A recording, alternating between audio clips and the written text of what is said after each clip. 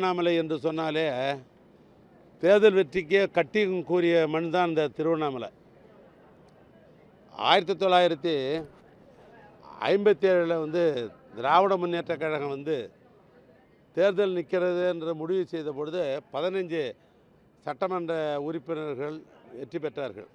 அதில் ஒன்று காவிரிக்கு அந்த பக்கத்தில் குளித்தலையில் அண்ணன் கலைஞர் மட்டில் தான்.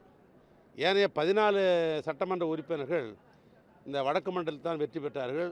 அதில் எங்களுக்கு என்ன பெருமைன்னா, அந்த வடக்கு மண்டலத்தில் கூட அந்த 14ல் 4 தொகுதி வெற்றி பெற்ற மண் இந்த வடஆற்காடு. அதிலும் திருவண்ணாமலையில் அந்த சட்டமன்ற உறுப்பினர் வெற்றி பெற்றார். ஒன்று அண்ணன் பாவுசா, இன்னொன்று சந்தானம், இன்னொரு களம்பூர் அண்ணாமலை, இன்னொருவர் அண்ணன் மாப்பா சாரதி. இந்த 4 பேர் வெற்றி பெற்ற மண் அன்றையிலிருந்து திருவண்ணாமலை திமுக கோட்டையாக தான் தொடர்ந்து இருக்கிறது. அதற்கு பின்னர் 1963 ஒரு இடைத்தேர்தல்.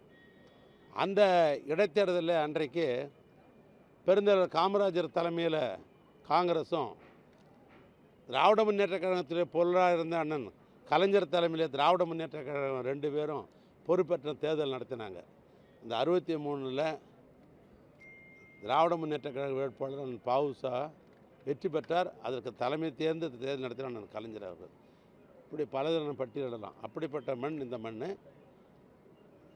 ஏற்கனவே நாடாளுமன்ற தேர்தல், இந்த நாடாளுமன்ற தேர்தலுக்கு முன்னால் BLA 2 என்று சொல்லப்படுகிற வாக்குச்சாவடி முகவர்கள் 25,000 பேரை வைத்து ஒரு பயிற்சி முகாம் என்ற பேரில் இதே மண்ணில் இதே இடத்துல கழகத் தலைவர் தமிழ்நாட்டு முதலமைச்சர் அவர்கள் அந்த நிகழ்வை நடத்தினார்கள். தலைமையில் 40க்கு 40 வென்றோம்.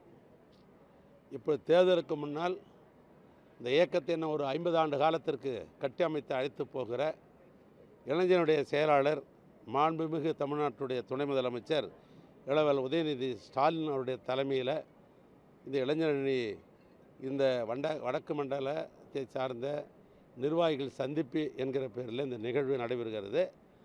தாய் கழகத்தில் எங்களை கேட்டால் என்ன சொன்னோம், இளைஞரணி மாநாடு தான் நாங்கள்லாம் சொல்லுவோம். அப்படிப்பட்ட ஒரு சிறப்பான ஒரு நிகழ்வு அவருடைய தலைமையில் நடக்க இருக்கிறது.